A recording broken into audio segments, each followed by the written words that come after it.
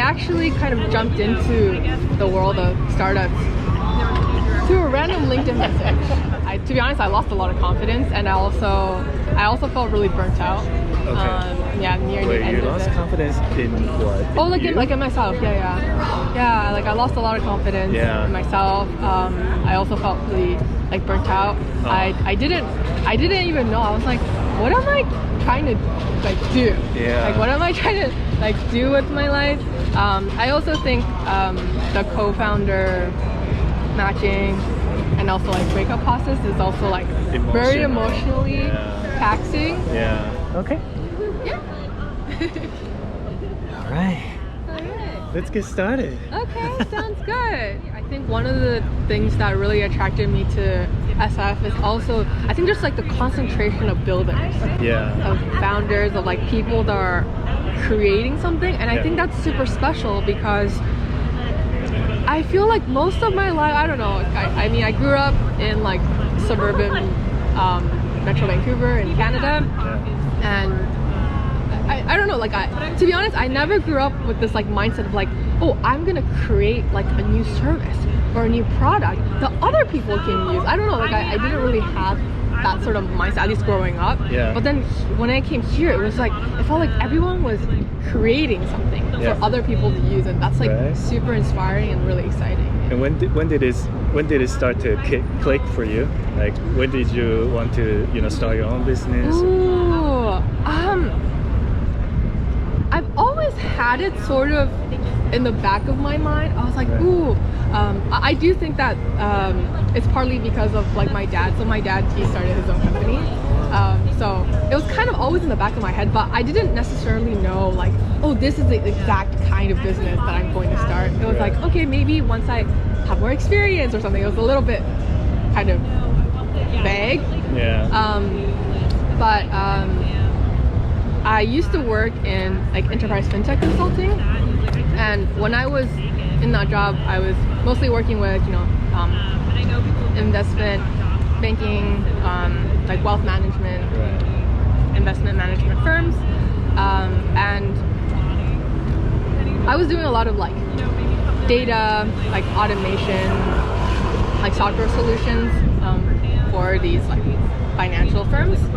And I felt like the part that was missing for me was like, I know I was creating these very valuable solutions for them that was going to save them a ton of time, like a lot of automation, things like that.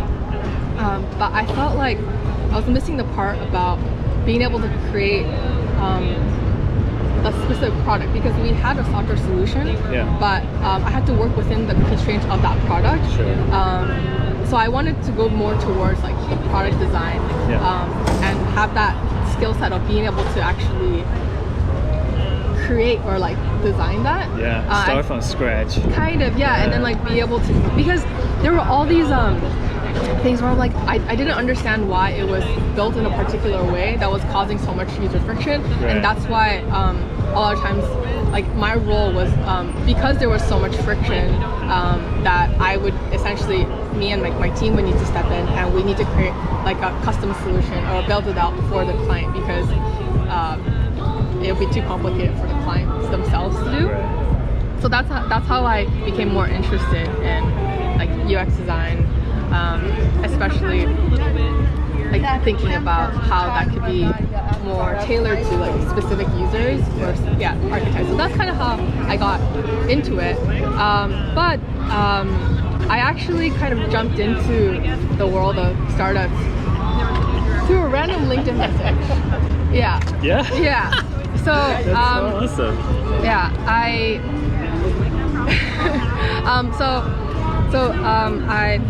I decided that, okay, I really want to learn more about UX design. So I actually quit my job and I went to study UX design. I was doing like a diploma program.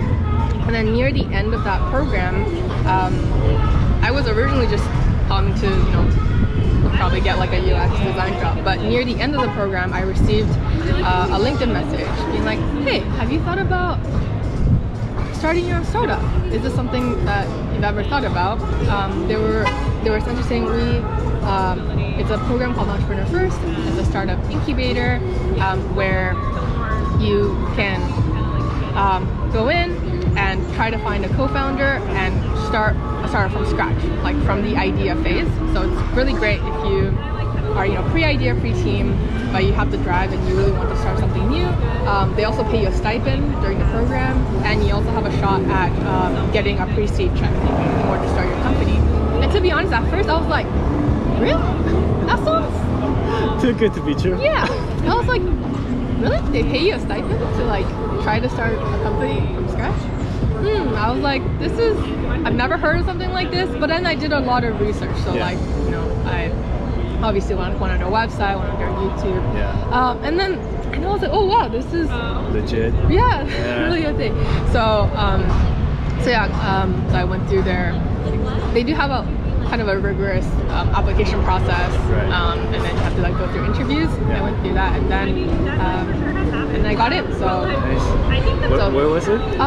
so the one that I went to was in Toronto in Canada. They've actually closed that location now, but they just opened up a location in San Francisco. So they were originally from London, so like from England. Gotcha. And then they also have locations in other parts as well, like they have it in things like Paris, and I think they also have it in Bangalore. I mean, they have like a couple locations. Right.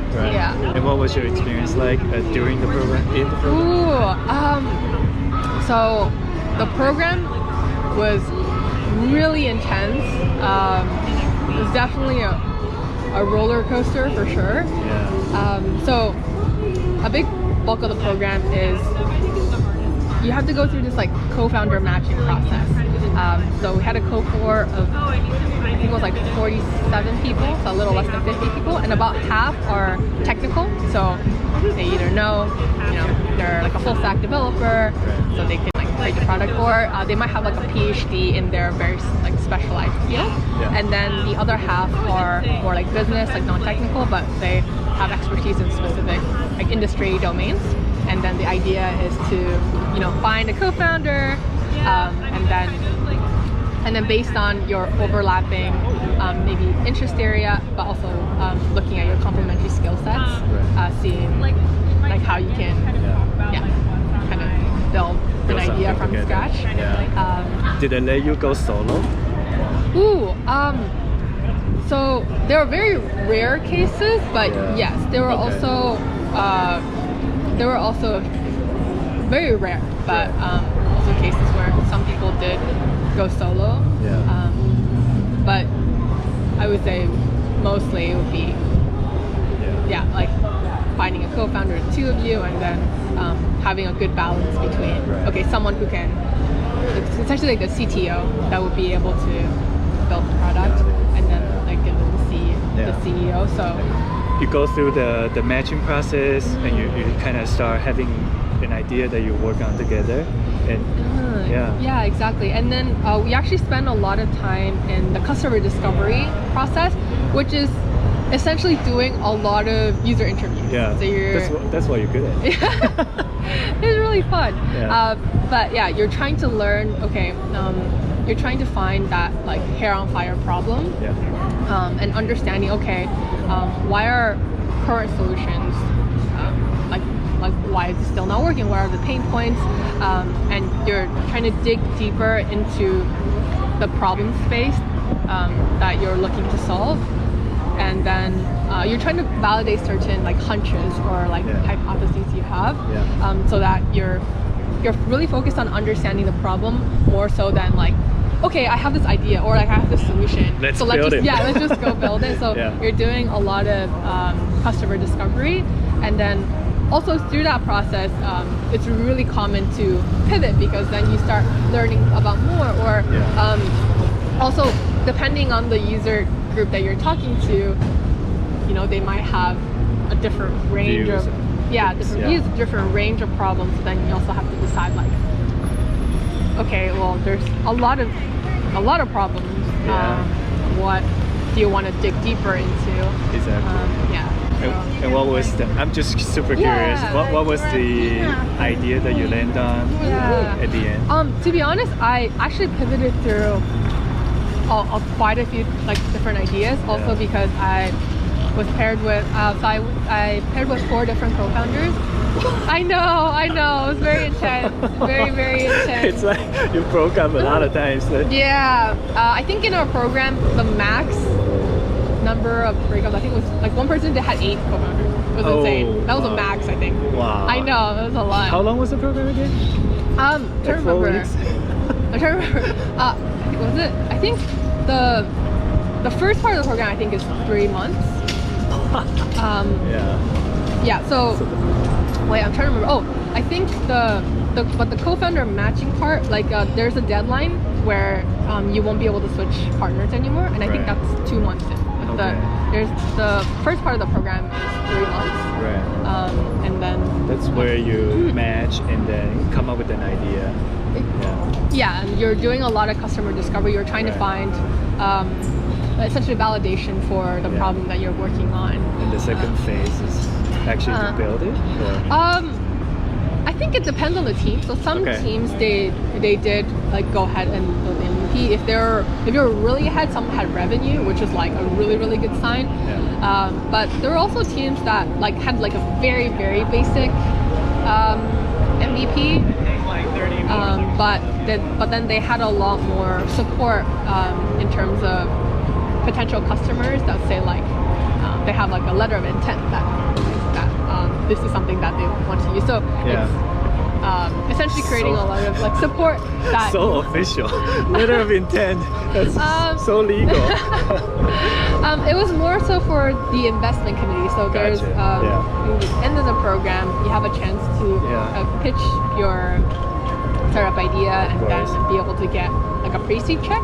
So then you need to show proof. To show that this is something that's that people actually want. Some teams would try to provide support for that by doing things like that. And the idea, what was the idea? So to be honest, I pivoted through a lot of different ideas, mostly because I think when you pair with a different co-founder, then you guys have kind of slightly different like overlapping interests or like ideas. I kind of worked on different ideas depending on the co-founder. So for example, one like domain or like problem space we wanted to work on was like was employee retention within the company. So like how can we reduce employees good employees from how do we keep them? How do we keep the good ones? Eventually. So that's like the problem space that I dived into, and then we were exploring what are maybe problems that we can explore there, maybe how can we help employees want to grow further within the company instead of moving. I also explored better communication for global teams, especially for teams that are in countries where maybe English is their second language, and there might be certain communication barriers between those teams. So we kind of tapped into a lot of huge problems. Definitely pivoted through a lot of them. Did any of the ideas materialize at the end? So for me, unfortunately, none of them materialized, to be honest. No. That's what happens a lot of times. It was a lot of it's so much pivoting, and then I think near the end of the program, I to be honest, I lost a lot of confidence, and I also felt really burnt out. Near the end you lost confidence in what? In myself. I lost a lot of confidence in myself. I also felt really burnt out. I didn't even know. I was like, what am I trying to do? What am I trying to do with my life? I also think the co-founder matching and also breakup process is also very emotionally taxing. So I mean, I'm still super grateful that I went through the process because I met some incredibly smart, super talented individuals, and then being able to go through that process of customer discovery, and then learning how to to like essentially like kind of like mom tests, like user interviews. And going through that process was like, okay, I definitely learned a lot from that process. But yeah, I also have a ton of respect for like founders because oh my goodness, it's hard. It's so hard. It's so hard. And yeah, you pivot like crazy, and it's really hard to start something. Totally. Yeah.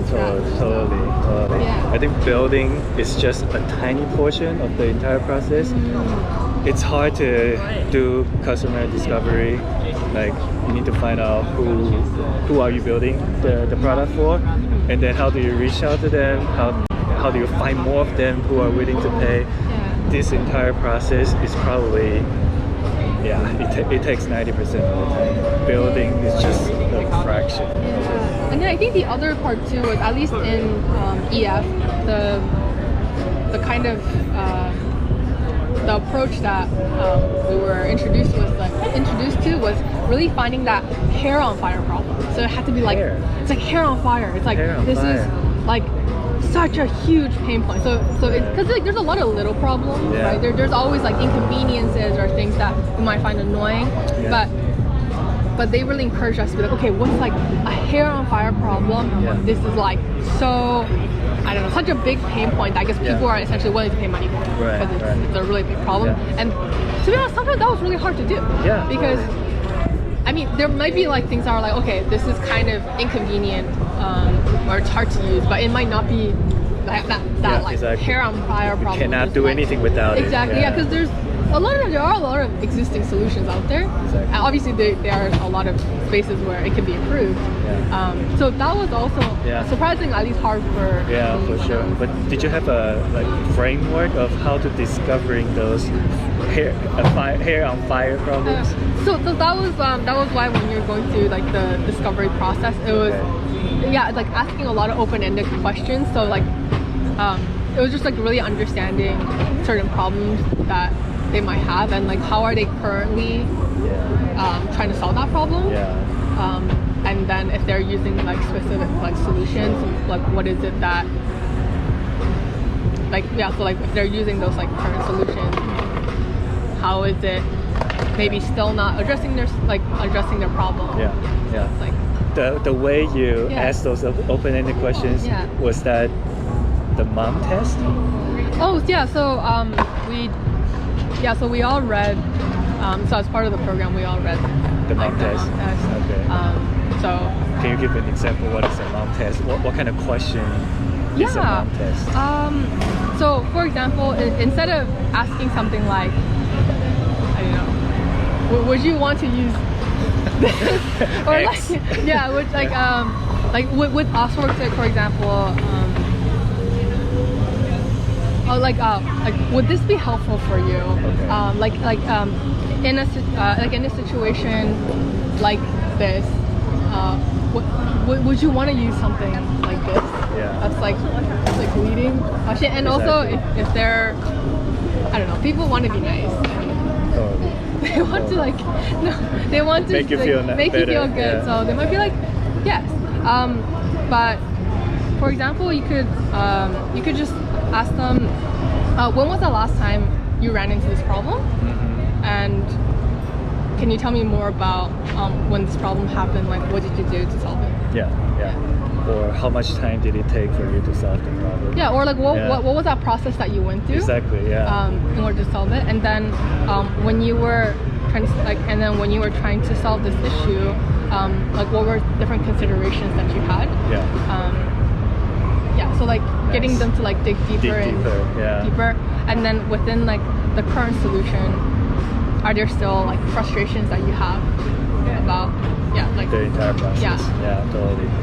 That's so great actually. I think that's super awesome because I didn't know about mom tests until a couple weeks ago. Oh, okay. So I learned about it, and then I changed my entire line of questions when I was doing user interviews. So it's really useful. It is. It's super useful.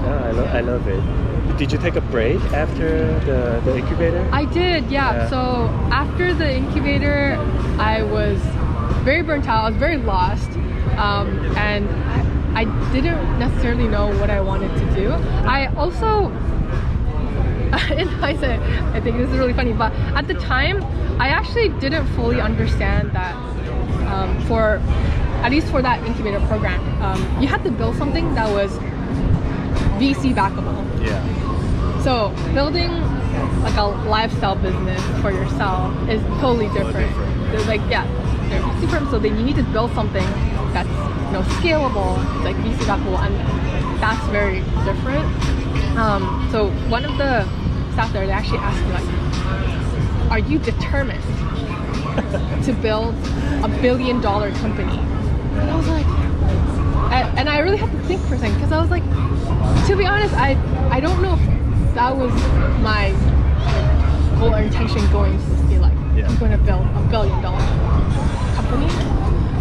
So yeah, I definitely felt really lost after the incubator. I was like, oh my god, like what am I trying to what am I trying to do with my life? But afterwards, I actually went to a 10-day silent meditation retreat. Wow. Yeah, it's called the Vipassana meditation. They have over, I think, 200 meditation centers all around the world. The one I went to was in Montebello, Quebec, in Canada. But it's actually really incredible to spend just like 10 days in silence. Also, you don't have words? You don't say anything? You don't talk. You spend 10 days, no phone, so complete like digital detox. Okay. Like when you go, they take your phone away. You don't have access to internet. You don't really have access to any form of entertainment. Okay. Yeah, and then What did you do there? meditate. Only meditate? You only meditate. Ah. Yeah. So you spend the whole time in the retreat by yourself, not talking to anybody? There's other people around you. Yeah. But you don't interact? No. Okay. You're not even supposed to like make eye contact or like communicate non-verbally. You're supposed to. Yeah. And that was a good experience for you. Yeah. So that was actually my second time. Second time. Going. Yeah. But it was really, I mean, it was already really transformational for me the first time. So, I mean, the second time going into that, I already knew what to expect. But it's, yeah, for me,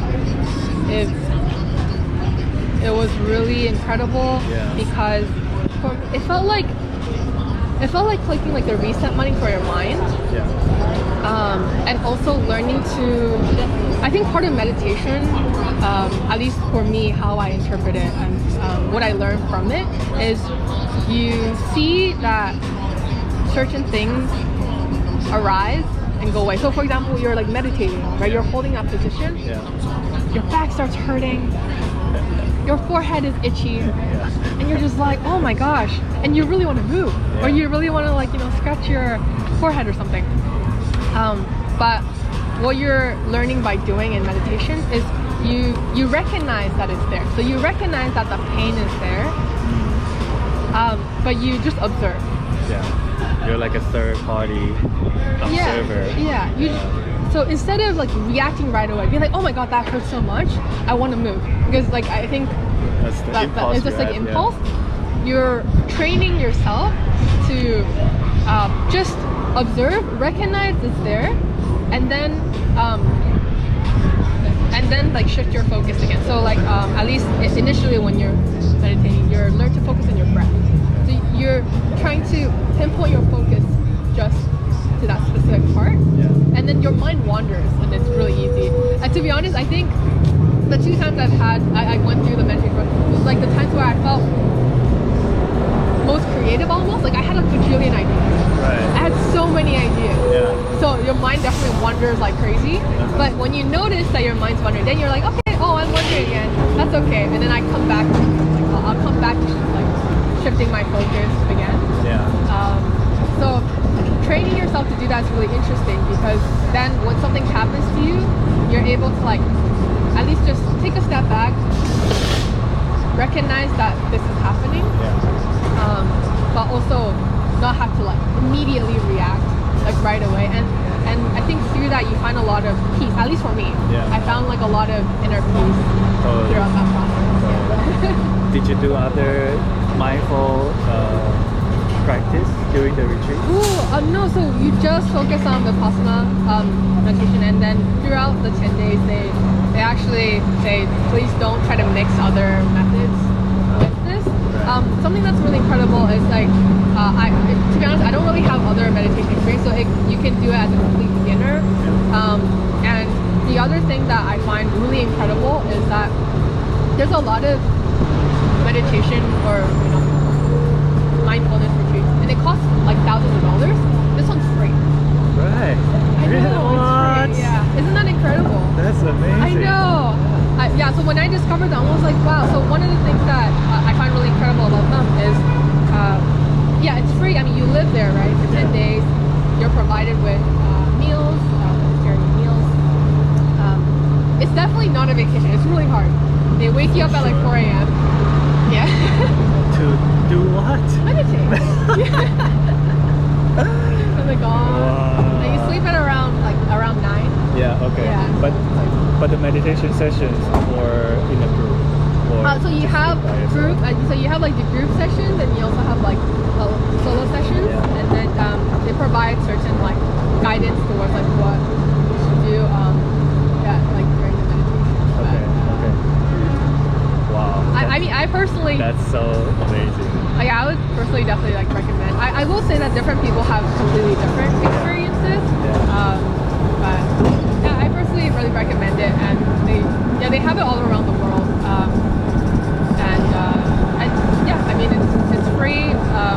You can choose to donate if you want to after the program, but they don't Force you. at all. Yeah. It's like only if you want to. So I really love that because. At least for me, like when I do it, I just feel like, oh wow, I'm able to partake in this program because there were people before me that went through this program that wanted to essentially like pay it forward and for other people to have this like really transformative experience too. Right. Okay. That's amazing, actually. Yeah. Like I also meditate, but I can't do all day, and I can't just do meditation. Yeah, it has to be a mix of things, so I can have that peace. Yeah. I will say it's very intense. Some people they do drop out in like the middle because 10 days is a lot, and you kind of definitely go through this. Yeah, you definitely go through times where. It's really hard. So. Did you get like startup ideas out of it? I actually did. I did. I had so many ideas. It was crazy. Yeah, I think when you have so much time to yourself, your mind really wanders like everywhere. Yeah. So yeah. Then like during I had like a bunch of different ideas. But then like one of them was like I wanted to create essentially like a platform where you get to meet your like it's kind of like a TikTok for jobs sort of platform. Wow. Yeah. Where you get to kind of meet your manager or like maybe your colleagues and the kind of work environment you're in kind of through video and you kind of learn about the job. And then if you want to apply, you also apply through video. I don't know, but I had like so many ideas. That's really cool. Actually. Yeah. I think Typeform has similar idea. They have a product that essentially doing that, basically a video type of communication. Yeah, I see quite a few like fucking with the idea. Yeah. More importantly, how did you regain your confidence in that process? Or how did you find your confidence back? So I would say I didn't necessarily find my confidence. I think I found more inner peace because for me I think after the start incubator, I just had a lot more high hopes for myself. I thought I would find a co-founder and have a solid startup idea and be able to get like a pre-seed check, and I had a lot I had a lot of expectations Yeah. for how things would go, and it just didn't go the way I had hoped at all. Right. So I don't know. It sounds a little bit cliche, but essentially, like, I felt like a failure, and I was like, I thought I would be able to do all these things, and none of those things happened. Right. So in a sense, I think I was very judgmental of myself. Like the internal dialogue I had within myself was really negative. So I was just like I thought you could do like way better. Like why did like none of these things work out? Like, or just like I think just like the internal dialogue. I was like, oh, like maybe I'm just like not good enough. Was that the hardest comment you to yourself? You're not. I think now that I reflect back, I think that was what's happening, and I think because I was so judgmental towards myself, then I think I was really worried about like essentially like societal like how I would be perceived as well. And I think it's mostly, to be honest, I think it was because I was so judgmental of myself that I thought like, oh, if I met new people, that like maybe they would also view me the same way because I'm essentially being like judgmental towards myself essentially. So I think through the meditation process I was able to find a lot more inner peace. I didn't necessarily gain my confidence, I would say, but yeah, I found a lot more inner peace that did you believe that you can do all these things again? Yeah, I guess so. I think I wanted to give it more of a bigger, like another try, and I also felt like I was able to find a sense of inner peace that like essentially that even if I wasn't like successful, it's okay. Yeah. Exactly. Yeah, so I think I was able to find that. That's amazing. That's really amazing. I just think failure is inevitable. Like if you try something new, there's just a very good chance that things don't go your way, and it's okay. Like I think the success is that you already tried it. You tried it. Yeah, I think I'm definitely trying to like be in that mindset more. I do think that when you actually fail, it's a little bit hard to like always keep that mindset, at least for me. But I think so. To answer your question, like, oh, so like, how did you gain back your confidence? There were a few things I did that I think helped me like start to like regain my confidence. So afterwards, I tried different like startup ideas again. It never really came into fruition or like gained a ton of traction. But I really loved hackathons. I loved the process of like going from like 0 to 1. So I would attend different hackathons and I would also like win at some of the hackathons. So like having those like wins like start helping me gain some of that confidence back. And then also because I really love hackathons, but a lot of them were built more for developers. And then for me, because my background is in UX design and design thinking, I wanted to create one, essentially focused on like a design thinking UX hackathon. So I joined Build Space nights and weekends. It's a program where for 6 weeks you turn an idea into reality. I know we're in it too right now. Exactly. Yeah. I'm in it. Season 5. Season 5 right now. But you were on season. This was season 2. Season 2. Yeah. So this is season 2. And then I essentially actually hosted a week-long UX hackathon in person in Miami as part of Miami Hack Week.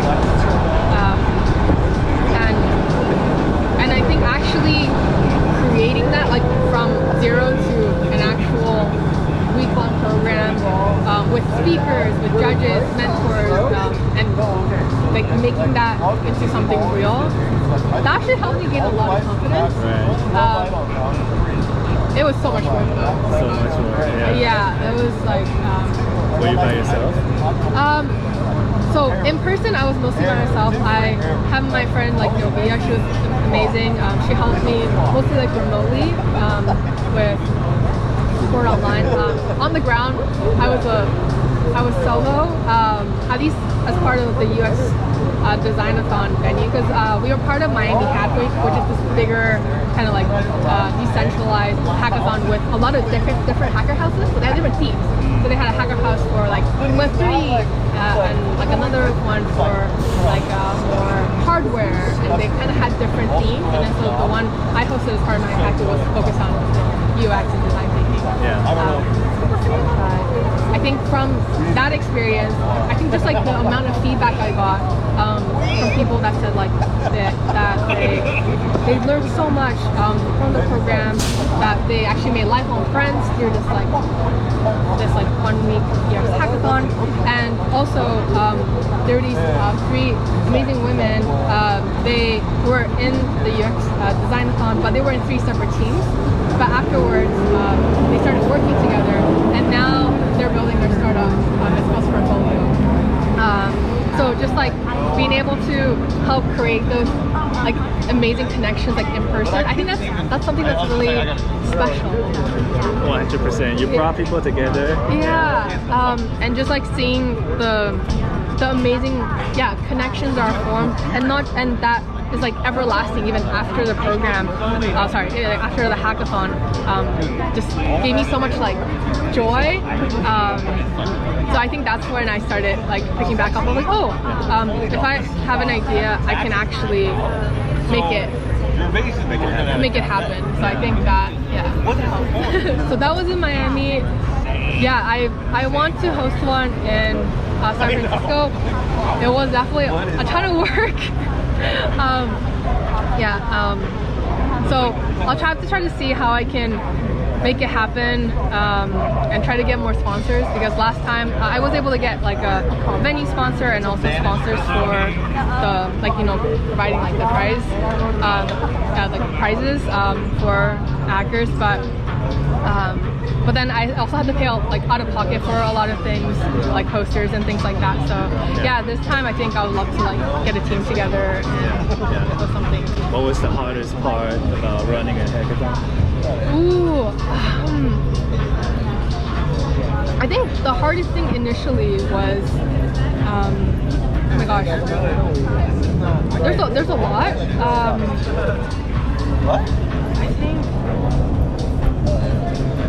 I think there's like all the level of coordination that happens between Lucky in the venue creating the week-long programming with workshops, and then also trying to get speakers to come, because I also wanted this to have a lot of value for like the UX design hackers who are mostly like junior designers that are starting out. But then this was something like brand new. It was my first time doing it, and so essentially I don't have a lot of credibility, but still trying to get more senior senior designers to come in and essentially give a talk. Also like I don't have any money, so like getting them to like come in and give a talk for free. Also like the mentors, the judges as well. But they were all willing to do it for free. Yeah, so like that's the part that I'm like so grateful for, because they're just like willing to give back their time and their energy to actually coming in person. So like all the mentors, the judges, the speakers, right? Like so they all came in to do this. And that's I think that's a great signal. Like people believe in the cause so much that they're willing to contribute back and do everything for free. So that's really nice. So I'm definitely really grateful. For everyone that is like just like willing to give back. And what's next for you? What's next for me? So right now I'm building my own UX design studio. I have a few clients, which is great. Yay!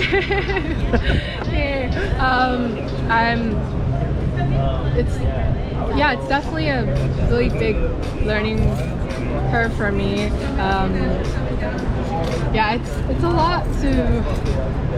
I think running your own business is definitely really different from being an employee. Because there's the work of doing the actual like design work. I also do, I guess, web design and development as well. But there's the actual doing the work part.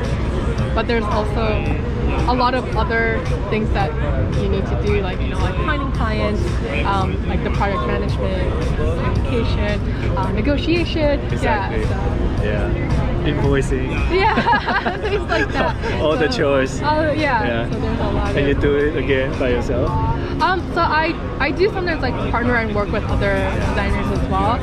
But I'm hoping to build it up so that I can and partner and like essentially work together with other designers too for like bigger projects. Nice. That's really exciting. Yeah, congratulations actually. Yeah, and I feel like I see. Last time I saw you, you were already all smile, and this time it's you smile even brighter. Oh, really? Yeah, so I'm really happy for you. Thank you. Yeah, and I think you're definitely on the right track. And you're doing amazing things. So thank you very much. Thank you so much. Yeah, I think for me, I definitely feel like I'm still figuring things out.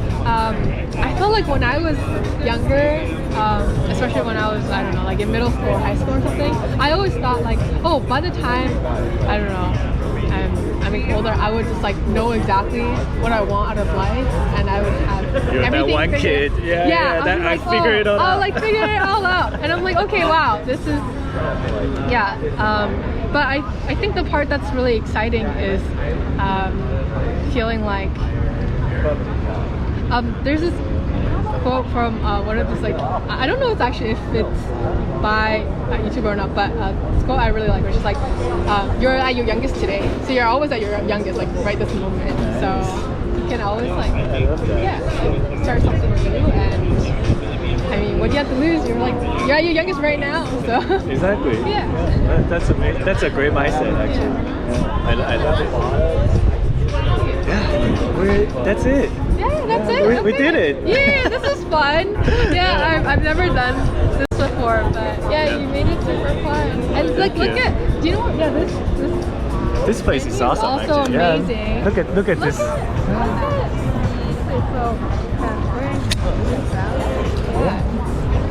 Super nice.